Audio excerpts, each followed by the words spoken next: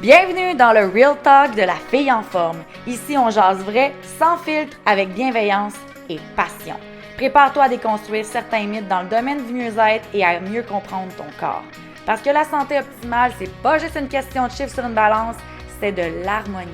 Une alimentation saine et équilibrée, du sport au quotidien, un système hormonal stable et surtout, un grand amour pour soi-même. Mon objectif, t'aider à bâtir une vie où tu te sens forte, énergique et bien dans ta peau, dans la joie et sans culpabilité. Prête à te transformer? C'est parti! Bon matin, bon midi, bonsoir ma belle amie, j'espère que tu vas bien, j'espère que tu es sur le giga high de la soirée de lundi. Oh là là, je tiens à te dire un énorme merci de ta présence. Et si tu n'étais pas là, il est encore temps d'écouter la rediffusion. Et pour aujourd'hui, nous étions dans le mois de novembre avec les blessures d'âme et j'ai décidé de condenser la trahison et l'injustice pour éviter de faire un peu comme qu'est-ce que j'ai fait avec l'humiliation la semaine passée, que je trouve que j'étais un petit peu trop chambranlante là, sur celle que j'ai un petit peu moins étudiée. Fait que je vais y aller avec les notes que je me suis prises, les choses que je trouverais qui seraient importantes de venir nommer par rapport à ces blessures-là et le lien qui s'ensuit avec l'alimentation. Mais encore une fois, je tiens à te remémorer que si tu te reconnais dans l'une ou l'autre des blessures, je t'invite fortement à aller de l'avant avec le livre de Lise Bourbeau, Les 5 grandes blessures de l'âme, ou de vraiment aller chercher un psychologue ou une thérapeute qui s'est spécialisée dans les blessures de l'âme pour pouvoir te faire avancer dans cette nouvelle compréhension de toi-même. Alors, j'y vais avec les deux derniers qui sont la trahison et l'injustice. Donc, la trahison, l'origine, ça va être un enfant qui va avoir ressenti justement un manque de confiance et de la désillusion avec le parent du sexe opposé entre 2 et 4 ans. Fait que c'est un enfant qui a ressenti qu'il ne pouvait pas compter sur l'autre ou que la promesse dite n'aurait pas été tenue. Et ce qui enregistre dans son petit cerveau de 2 à 4 ans, c'est que je ne peux pas faire confiance. Si je veux que ça soit bien fait, je dois le faire moi-même. Et donc, la personne qui vit la blessure de trahison va souvent porter le masque du contrôlant. Ça va être une personne qui, pour ne pas souffrir, parce qu'elle s'est faite trahir, elle a perçu qu'elle s'est faite trahir à l'enfance, elle va vouloir tout contrôler. Elle prévoit tout, elle planifie tout, elle maîtrise tout, puis tout, là. Les émotions, la vie, la nourriture, le corps, c'est quelqu'un qui haït dépendre de quelqu'un d'autre. Elle gère, elle mène, elle décide, le germaine, tu sais, si tu as déjà entendu ça, là, peut-être que c'est toi. C'est quelqu'un qui va être extrêmement loyal, quelqu'un qui va être extrêmement forte, intense, mais elle s'épuise rapidement. C'est quelqu'un qui a beaucoup de difficultés à déléguer, à lâcher prise. Et son main point, c'est d'avoir de la difficulté à faire confiance. C'est quelqu'un qui ne peut pas faire confiance parce que si elle se fait trahir, c'est la chose qui lui fait le plus mal. Imagine. Fait que derrière le masque du contrôle, ça cache en fait le fait qu'elle a extrêmement peur d'être déçue. Et le lien avec l'alimentation pour les femmes blessées par la trahison, ça va être encore une fois du contrôle. Mais pas le même contrôle, mettons, que celle de l'humiliation. On parle plutôt du contrôle de la personne qui pèse, compte, planifie tout au gramme près. C'est la personne qui, s'il mange 2 amandes de plus, va se sentir coupable. Elles ont extrêmement peur de perdre le contrôle. C'est quelqu'un qui va pousser le perfectionniste dans toutes les sphères. Et pas juste dans son assiette, là, dans la manière que son assiette va être placée. Là. C'est comme les légumes sont là, la viande est là, mon féculent est là, mon verre d'eau est là, les ustensiles sont bien astiqués. C'est quelqu'un qui est dans l'extrême du contrôle. Et la personne, souvent, va se dire que si elle n'est pas contrôlante, ben, il n'y a rien qui va marcher. C'est comme, ben, ça ne marchera pas, là, je ne me sentirai pas bien si je ne contrôle pas tout, là. Oui, mais c'est pas ça. C'est complètement l'inverse, en fait. C'est si tu commences à lâcher le contrôle. Puis souvent, là, moi, ce que je fais avec ces clientes-là que je dénote en naturo, là, la personne qui va vouloir tout calculer, là, je vais lui mettre un léger contrôle, là, bien entendu, parce que sinon, ça viendrait trop la déstabiliser. Mais je vais mettre beaucoup de liberté dans son menu. Je vais lui apprendre à se faire confiance. Je vais lui apprendre à faire confiance à ses ressentis. Parce que quand tu contrôles tout, tu viens couper la tête et le corps. Tu viens couper le fait que ben, ton corps va te le dire quand tu n'as plus envie de manger ou si tu as faim encore. Surtout nous, les femmes, qu'on est 4 femmes différentes dans le même mois, on doit venir un peu adapter l'alimentation. Fait que, tu sais, la femme qui a vécu beaucoup de trahison, c'est quelqu'un qui contrôle tellement tout qu'elle ne se laisse aucune possibilité de juste déroger un petit peu ou d'écouter sa faim. Que si je m'étais dit que je mangeais 150 grammes, ben, je vais manger 150 grammes, puis même si j'ai encore faim après, ben, je boirais de l'eau, tu sais. Puis encore là, même boire de l'eau, si ce n'était pas dans mon calcul, je ne le ferais pas. Fait que ce qu'on veut avec ces femmes-là, c'est leur faire retomber en paix avec leur corps et donc d'essayer de faire confiance, mais se faire confiance à elles-mêmes, d'abord et avant tout, de refaire confiance aux autres. Okay? Maintenant, la blessure d'injustice, c'est la blessure qui arrive un peu plus sur le tard. C'est comme entre 4 et 6 ans, puis c'est avec le parent du même sexe. Puis c'est que l'enfant a ressenti qu'il devait être parfait, performant, sage, exemplaire pour être aimé. On a appris que le droit à l'amour passait par le mérite. Je dois être parfait pour qu'on me mérite. C'est comme, c'est le sentiment d'être irréprochable, de vouloir comme, de vouloir, attends, j'essaie de trouver un exemple dans ma tête, là. Tu sais, l'injustice, là, c'est comme, mon parent m'a fait sentir que ma sœur était plus aimée, OK, par exemple, là. Fait que là, moi, j'ai ressenti de l'injustice, fait que je dois être parfait si je veux être aimée. Je dois être tout le temps au-dessus des autres. Je dois être capable d'être le power de ma cohorte. Parce que la personne qui a vécu de l'injustice ne veut jamais se refaire comparer à la baisse. Tu comprends? C'est quelqu'un qui ne veut pas se faire dire Hey, ta soeur est bien meilleure que toi. Ou que la personne se fait dire ben toi, tu as une augmentation de salaire, mais pas toi. Eh my God! Fait que si elle ne veut pas être mise dans le sentiment d'injustice, elle doit être la top kingpin c'est elle qui va recevoir la promotion. C'est elle qui va se faire mettre dans ben, mon Dieu, tu sais, mettons que c'est moi, là, Mylène, elle est tellement bonne à l'école, puis là, toi, ta petite sœur, là, commande, là, tu devrais être mieux, ou, tu sais, fait que ce qui va ressortir de quelqu'un qui a vécu de l'injustice, c'est qu'elle va se mettre à avoir une certaine rigidité.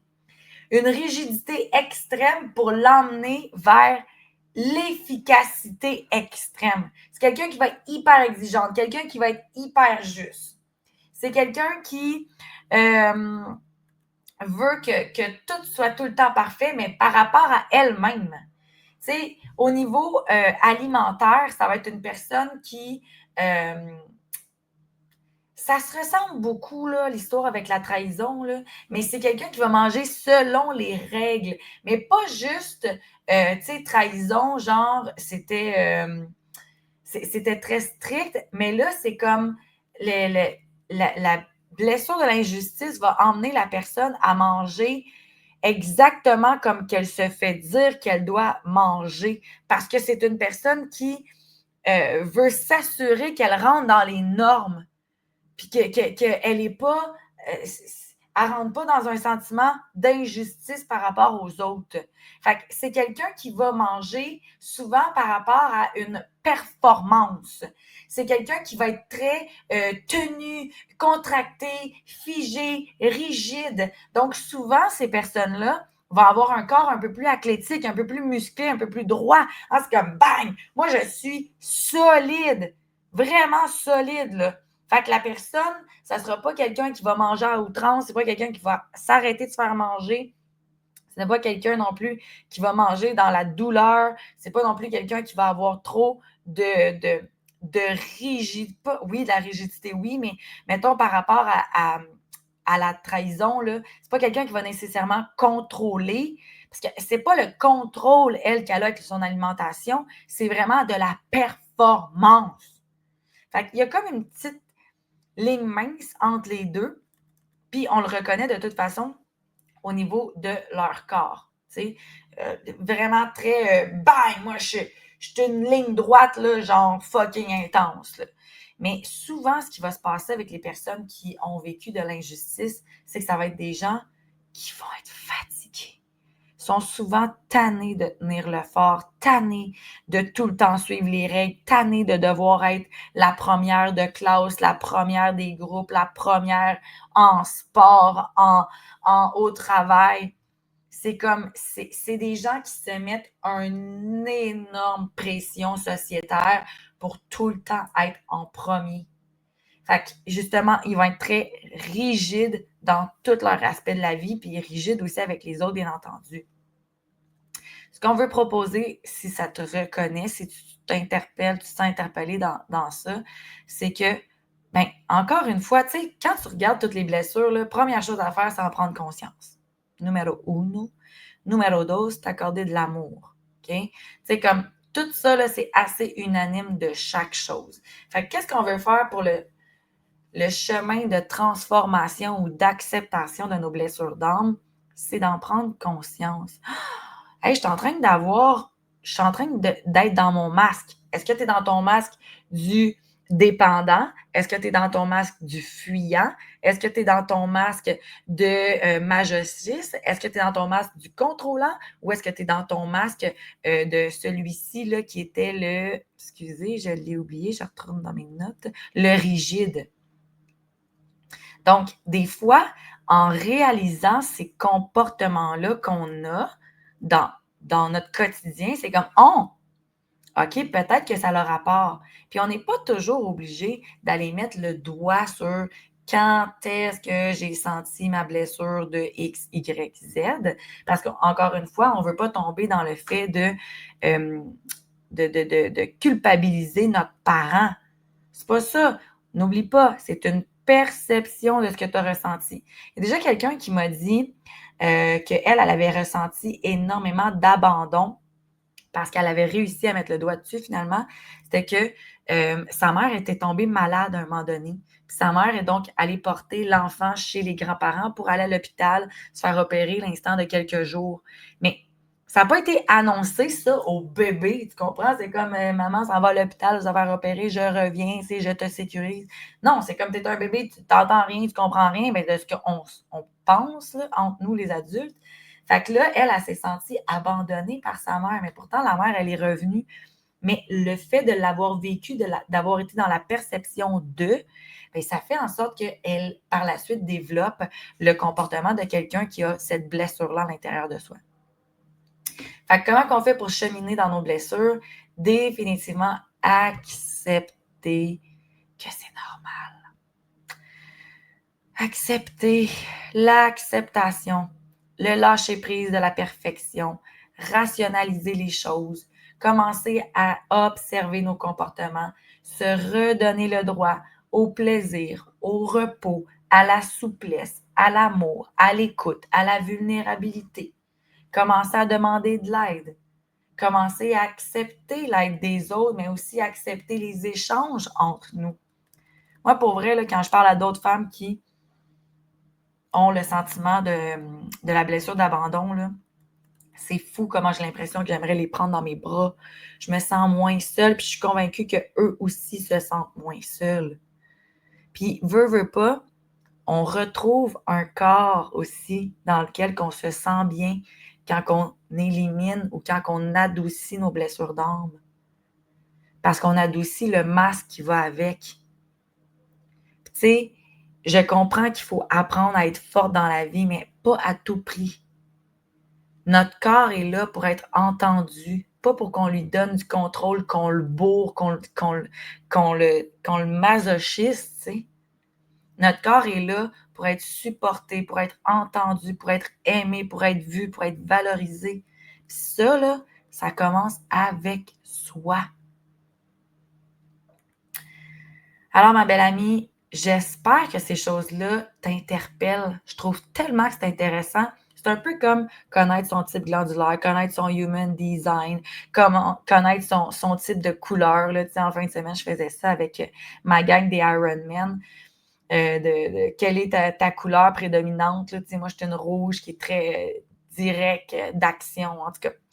Mais toutes ces choses-là, là, connaître ses blessures d'âme aussi, c'est des choses qui nous permettent de mieux se comprendre, qui nous permettent donc d'avancer dans notre chemin de vie. Puis je suis convaincue que plus qu'on se connaît, plus qu'on peut s'aimer. Puis plus qu'on s'aime, plus qu'on vit une vie alignée avec qui nous sommes vraiment et que donc on fait un métier qu'on aime, qu'on est entouré de gens qu'on aime, qu'on ne se laisse plus piler sur les pieds, qu'on reconnaît qui nous sommes, qu'on reconnaît notre valeur. Puis je pense que c'est ça le but ultime de la vie. Arriver à la fin puis se dire, je me sens bien avec moi-même.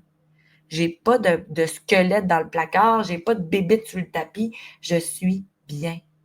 Bien dans mon corps, bien dans ma tête. Et si tu te demandais justement quel avait le rapport avec les blessures d'âme et le corps, ben imagine, si tu commences à te sentir bien, tu n'es plus dans ton masque, donc tu n'es plus dans tes comportements alimentaires des fois néfastes. C'est une façon, ça, de t'aider pour atteindre le corps ultime que tu recherches. Rejoins-moi sur Facebook, Instagram, YouTube, Spotify, TikTok, tous les réseaux inimaginables pour venir me dire qu'est-ce que tu as pensé de cette série de 4 épisodes sur les blessures de l'âme. Je te réinvite à aller te procurer le livre des 5 blessures de l'âme de Lise Bourbeau ou en lire sur le sujet. Il y a plein d'autres podcasts là-dessus. Je te souhaite vraiment une super belle fin de mois de novembre. On arrive au mois de décembre où est-ce qu'on va s'entraîner en fou ensemble. One workout a day, every day en décembre. Je te dis à bientôt et on se revoit la semaine prochaine. Bisous.